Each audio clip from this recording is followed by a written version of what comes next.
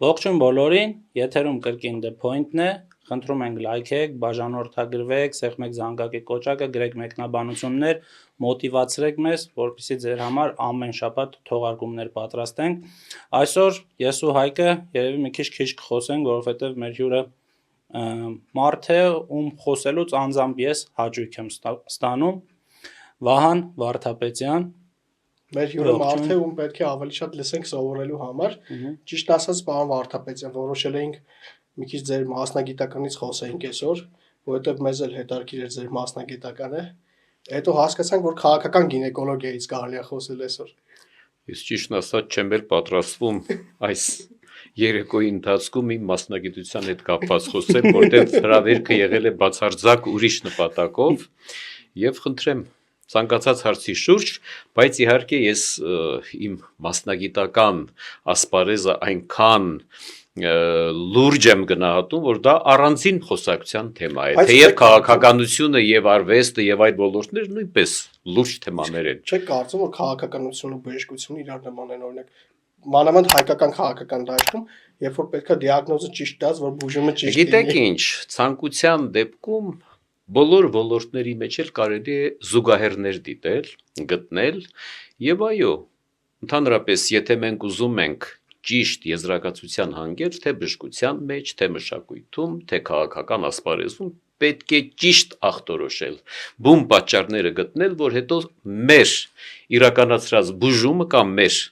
իրագործած քայլերը լինեն արդյունավետ։ Շատ լավ, ես առաջարկում եմ հենց հիմա մի հատ էքսպերիմենտ անենք, ես ասեմ քաղաքական հիվանդություն, դուք դրա բուժումը տաք, կամ գոնե դիագնոզը տաք։ Փորձենք, եթե կստացվի։ Տեսեք, քաղաքական հիվանդության տիպ եմ ասում, վերջերս Ռոբերտ Քոչարյանը իր ասուլիսի ժամանակ հայտարարեց, որ թրիփը Հայաստանի Հանրապետության համար անվտանգային ոչ թե երաշխիք է, այլ սպառնալիք է։ Բայց Հայկ ջան, դու ստիպում ես, որ ես իմ խոստումը խախտեմ, Ջղայնացրեց, որովհետև ես բազմից եմ անդրադարձել, բայց վերջին իմ գրառման ժամանակ ես խոստացա, որ այլևս այդ ուժեղ ղեկավարին չանդրադառնամ, ուտե բավականին մանրամասն էի անդրադարձել։ Դրա համար գրությունս այնքան համապարփակ էր եւ բավականին մեծ դիտումներ ուներ, ուստի ճիշտ չեմ համարում նորից կրկնել, բայց ընդամենը եթե դա դուք ուզում եք այդ մտքի հետ կապված ասեմ, եկեք ավելի ընդհանուր ասեմ, գիտեք ինչ կա, մենք այդ ամենին Թրամփի ուղի թրիփ ասվածը պիտի լիներ այսօր մի երազանքային հանգրվան, որին մենք իրոք հասանք, որովհետև ես ուզում եմ ձեզ հիշեցնել։ Երազում էինք անգամ մեր ամենամոտ բարեկամ երկիր Ֆրանսիայի հետ գոնե ունենալ ռազմաստրատեգիական համագործակցության պայմանագիր, բայց շատ քիչ էր մեր մտքով անցնում, պարզապես դա երազանքային մի բան էր, որ այդպիսի պայմանագիր կկնքվի Միացյալ Նահանգների հետ, բայց նաև ուզում եմ ձեզ հիշեցնել, ես շատերին եմ հիշեցնում, որ ձեր կուսակցության, իմ ընկերոջ Արամ Սարգսյանի բավականին վաղ հարցազրույցներից մեկի ժամանակ, որ դեռ Թրամփը իշխանության չէր եկել, պարոն Սարգսյանը մի առաջարկություն էր արել, որ լինի այդպիսի ճանապարհ եւ անվանել ԱՄՆ-ի նախագահի անունով։ Եվ ընդհանրապես դուք արդեն համոզվել եք, ու նաև իմ շրջապատի շատ մարդիկ են համոզվել, որ պարոն Սարգսյանը շատ առաջարկություններ, վերլուծություններ ինչ որ արել է, գրեթե մեծամասնությունը կյանքի են կոչվել։ Սա իմ իջայլոց։ Ես շարունակեմ այդ ձեր ասած դիագնոզի հետ կապված, հա։ Բայց հիմա տեսեք, մենք հասել ենք այդ երազանքային հանգրվանին, ու եթե անգամ ոչ մի տնտեսական արդյունավետություն, տեխնիկական, գիտատեխնիկական առաջընթաց չսպասվեր, միայն անվտանգային առումով մեզ համար այս պայմանագիրը արդեն իսկ մեծ ձեռքբերում, կարելի ասել փրկություն էր, բայց հիմա տեսեք, ձեր նշած անձը եւ ոչ միայն նա, առաջարկում են ինչ-որ նորամուծություններ, անգամ ավելին առաջարկող եղել, չեմ ուզում անուններ տալ, BRICS գումարած Միացյալ Նահանգներ, եւ մեկը Չինաստան է մտցնում է, մյուսը մտցնում է Ռուսաստան, բայց արդյոք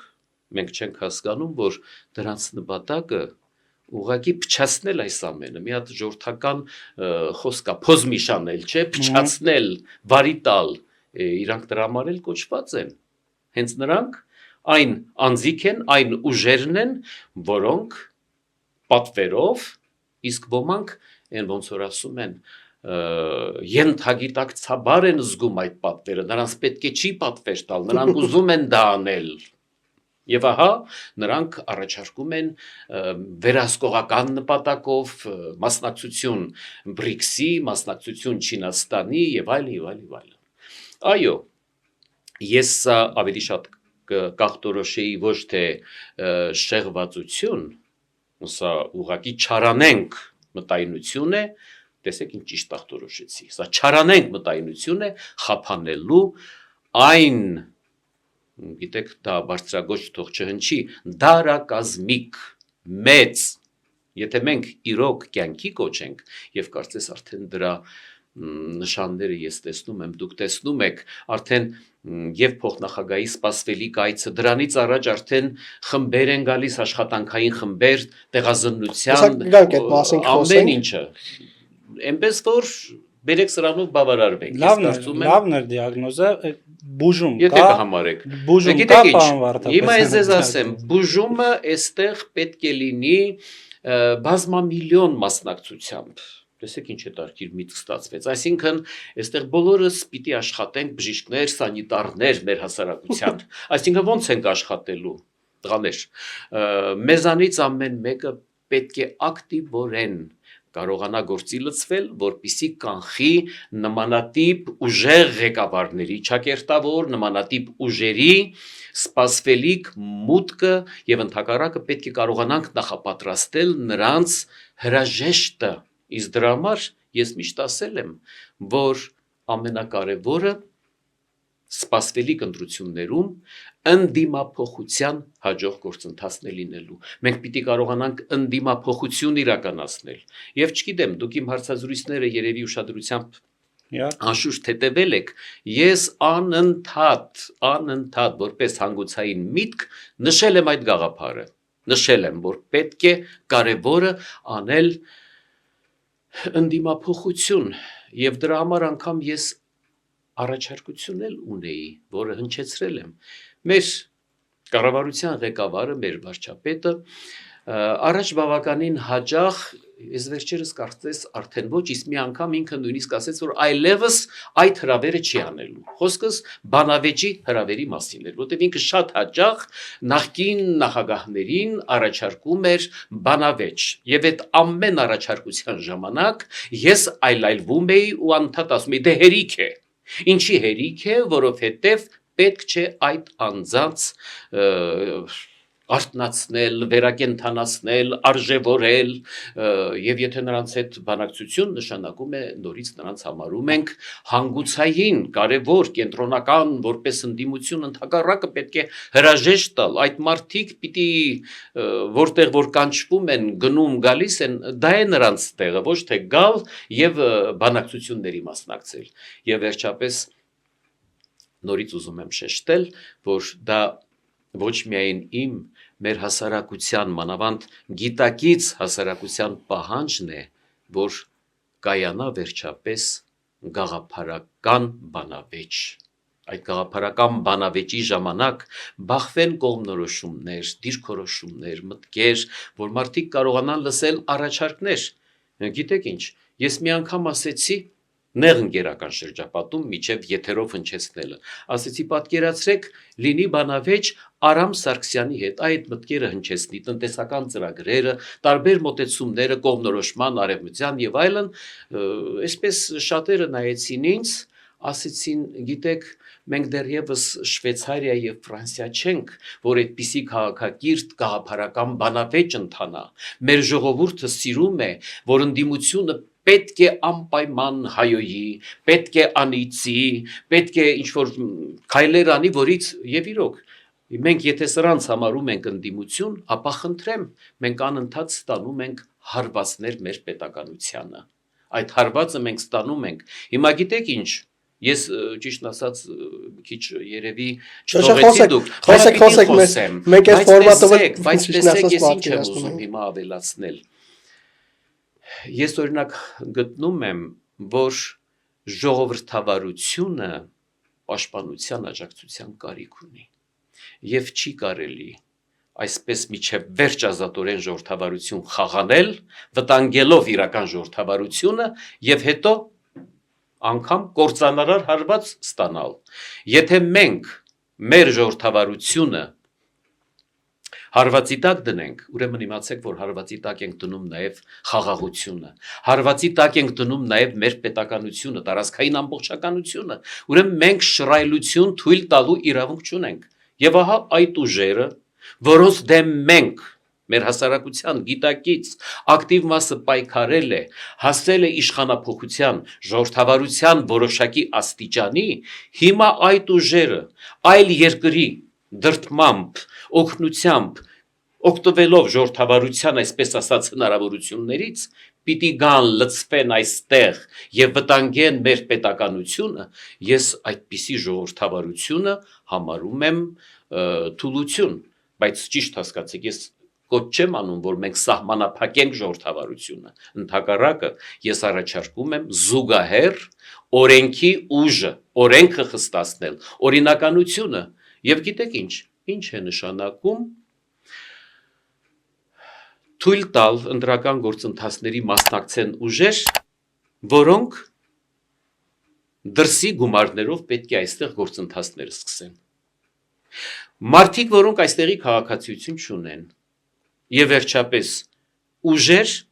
որոնց անունը այսպես թե այնպես առնչվում է մարտի 1-ի հոկտեմբերի 27-ի հետ դա արդեն իմ եւ ձեր խնդրը չէ դա արդեն իշխանությունների խնդրեմն է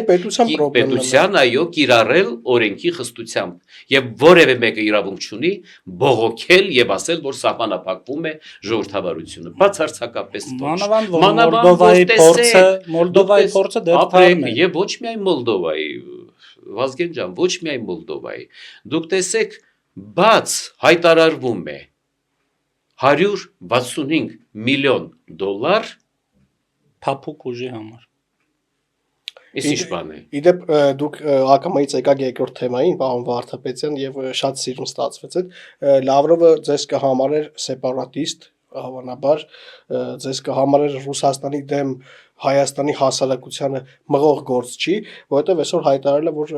Ալեն Սիմոնյանի հետ էր հանդիպում եւ ասում էր, այդ ինչ հիբրիդային պատերազմների մասին եք խոսում, այդ Ռուսաստանը այդ ինչ հյուսիսի մասին եք ընդհանրապես խոսում եւ դա այնքան տհաճ արեց եւ նմանությունը գիտեք ես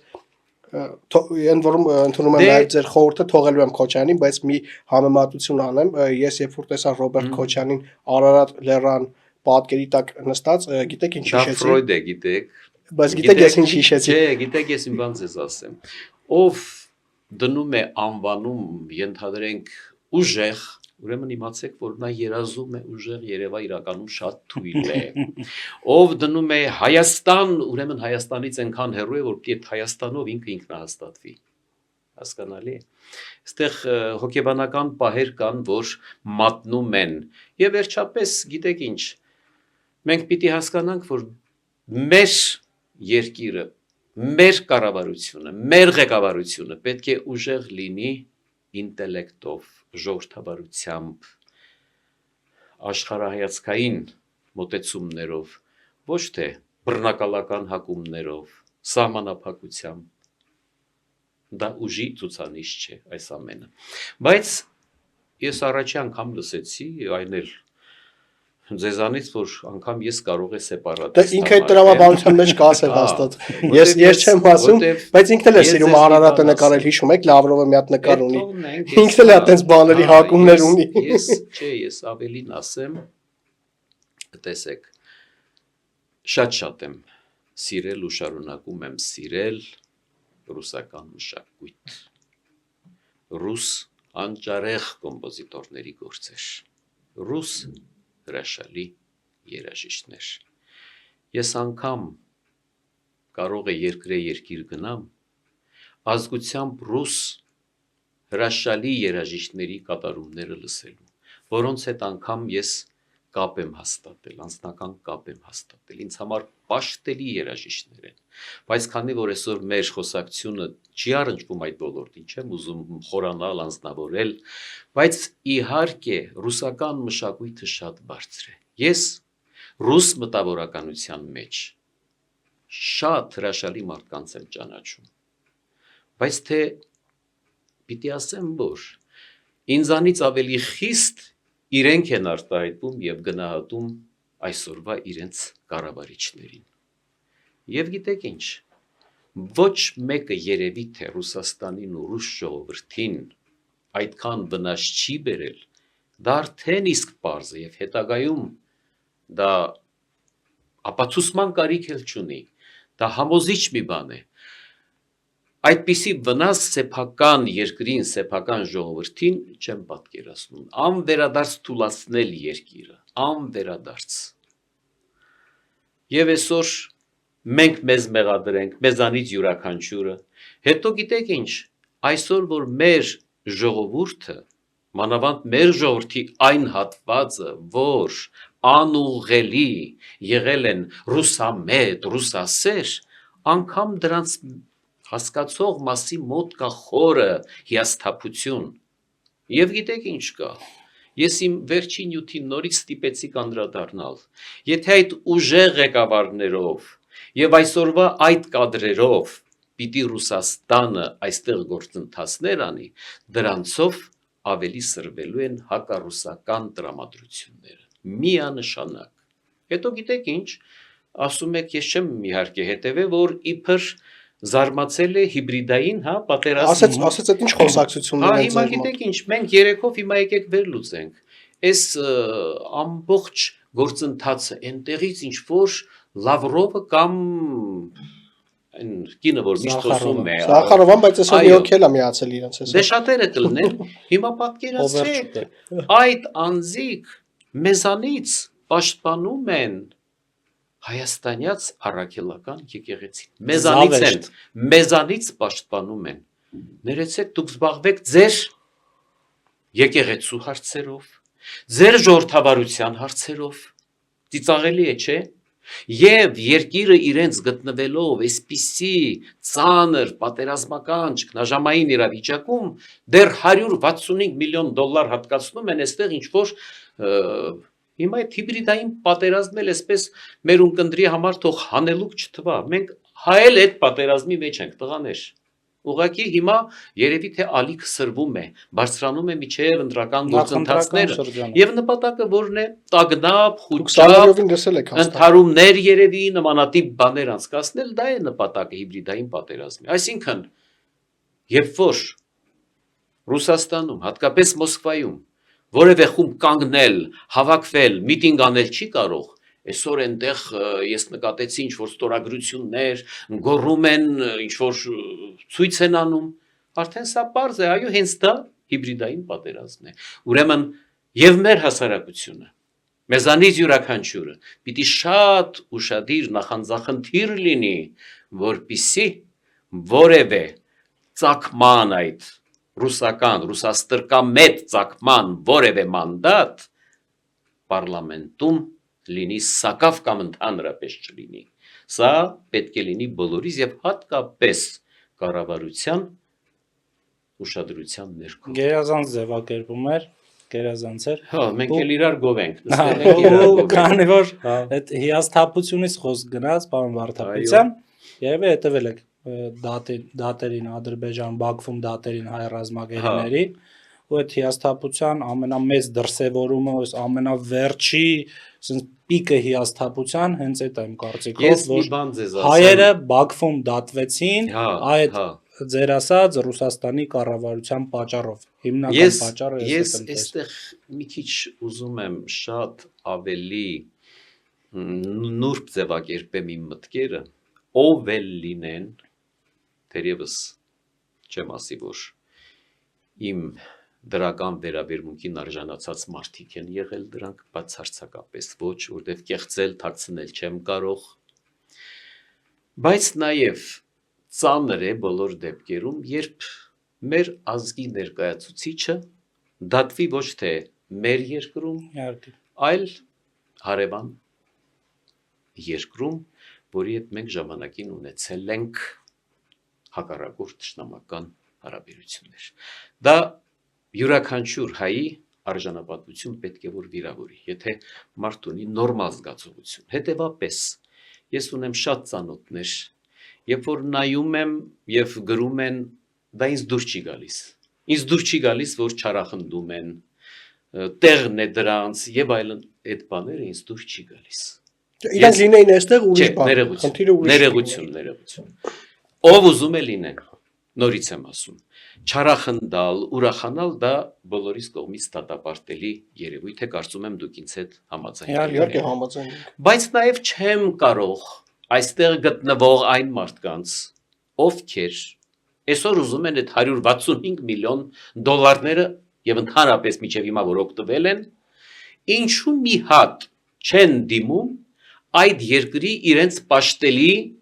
ղեկավարությանը, այ որ այսօր ձեր նշած անձն է կամ ավելի բարձրագույն, չէ որ նրանց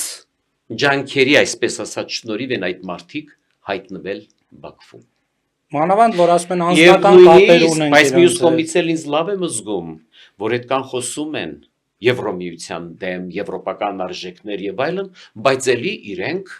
գտնում են, որ իրենց անձի պաշտպանության, այն մյուսը իր սեփականության պաշտպանության եւ չգիտեմ ինչի պաշտպանության համար միշտ պետք է դիմել եվրոպական կառույցներին։ Այսինքն իրենք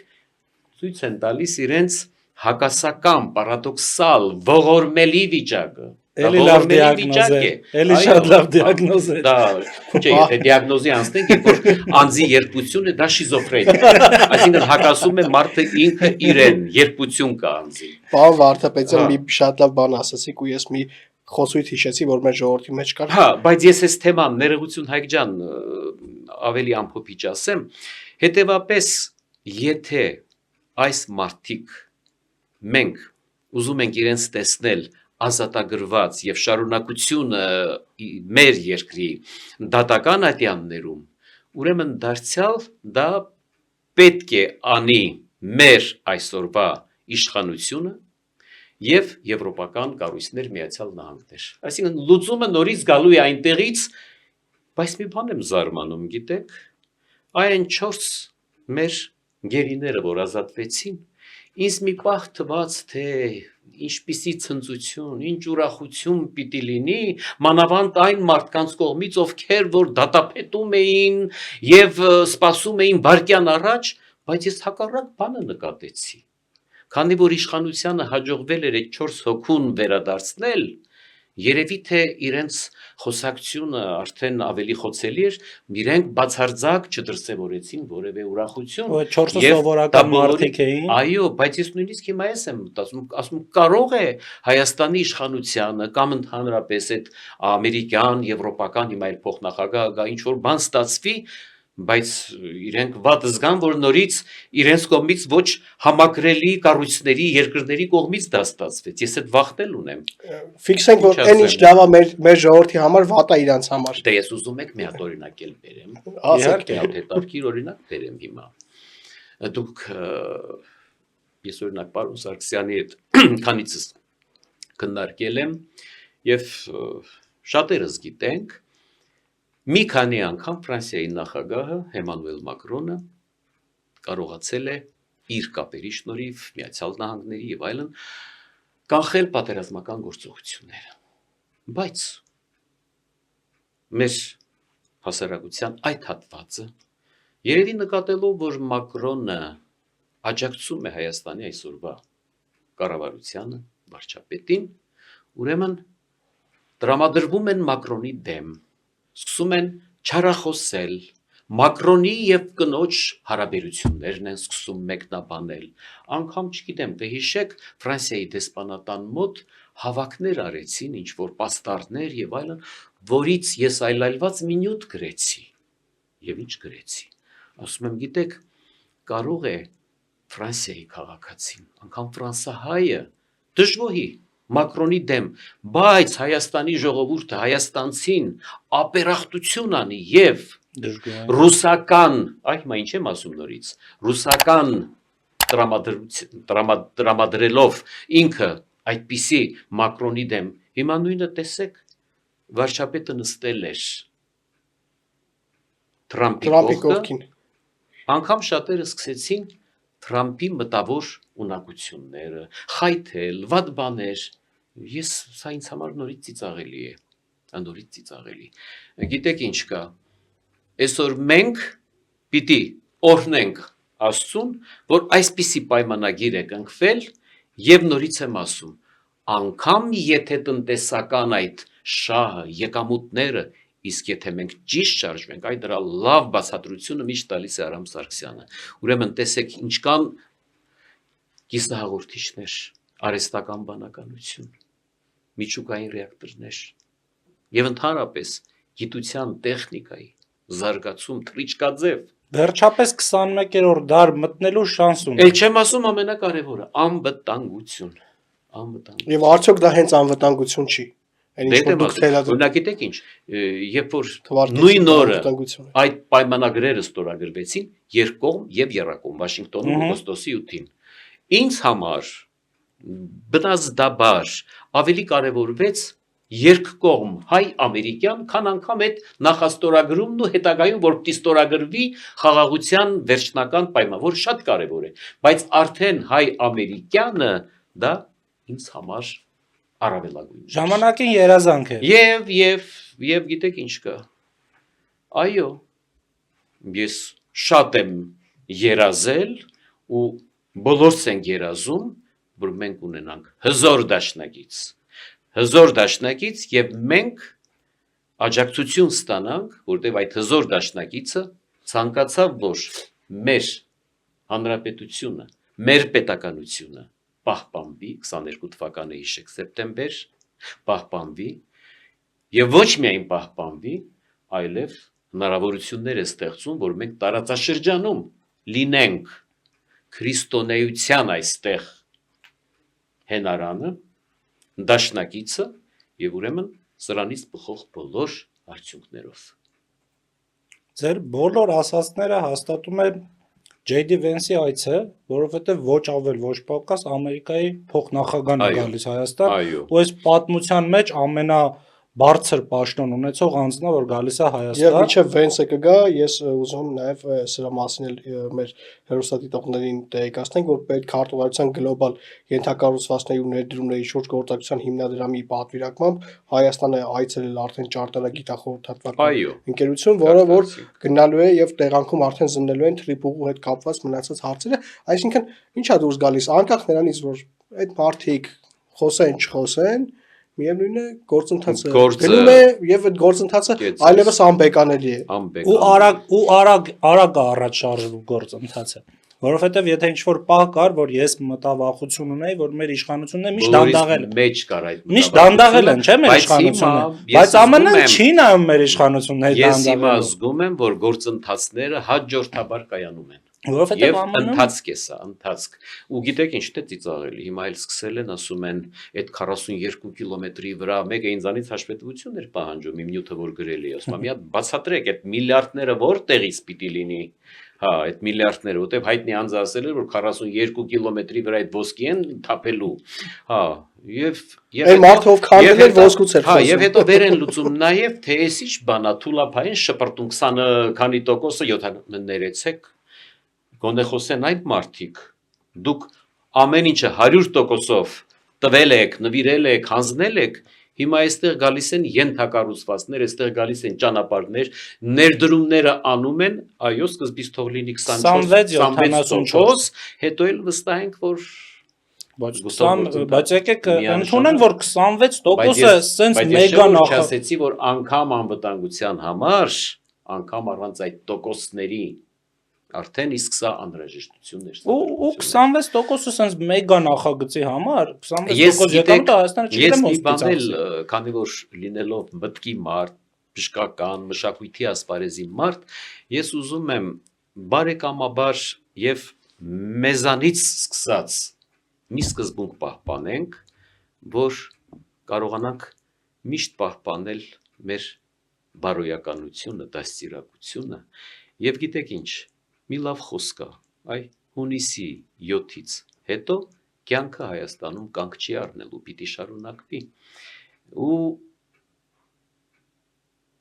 մենք պիտի կարողանանք անգամ եթե որևէ մեկը սխալվել է, որևէ մեկը անգամ հակառակ է գտնվել, միշտ ավելի հանդուրժող լինենք։ Չպետք է մեր վարքագծով ավերող հետևանքներ ունենա այդ ամենը։ Եվ հետո մենք էլ վատ զգանք։ Ես չեմ ուզենա այդ բանը։ Ոչ մի բան մարդկությունից, բարոյականությունից, արժանապատվությունից թանկ չէ։ Իհարկե ամենաթանկը դա պետականությունն է, ինչի համար բոլորս պայքարում ենք, մեր անկախությունն է։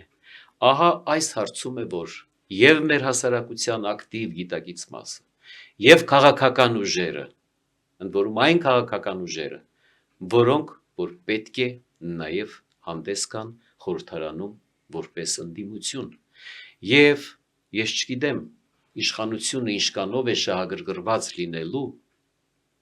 գաղափարական ընդդիմություն ունենալու, որտեղ մեկ կասկածում է, անխրասում է մեզ մտավոր թերզարգացած մարդկանց հետ երևի նրանք ավելի հեշտ են աշխատում, նրանց երևի ավելի հաճելի է